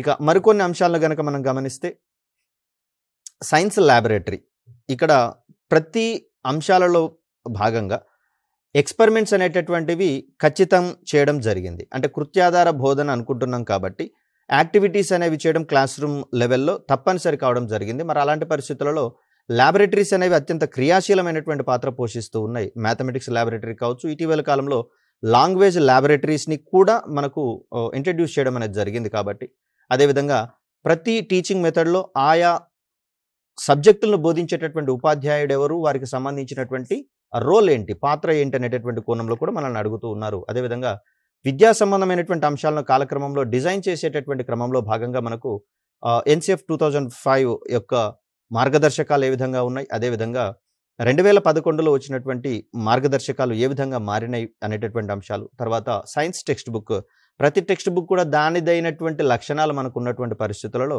కరికులంని డిజైన్ చేసేటటువంటి క్రమంలో ఆయా పాఠ్యాంశాలను విద్యార్థుల యొక్క మానసిక స్థాయిలకు అనుగుణంగా, అదేవిధంగా వారి యొక్క తరగతులకు అనుగుణంగా ఏ విధంగా డిజైన్ చేయడం జరిగింది, ఏ విధమైనటువంటి పాఠ్యాంశాలను కాఠిన్యత లెవెల్స్ ఆధారంగా ఎలా డిజైన్ చేశారనేటటువంటివన్నీ కూడా మనకు టెక్స్ట్ బుక్ అనేటటువంటి పాఠ్యాంశం నుంచే వచ్చే అవకాశం ఉంది.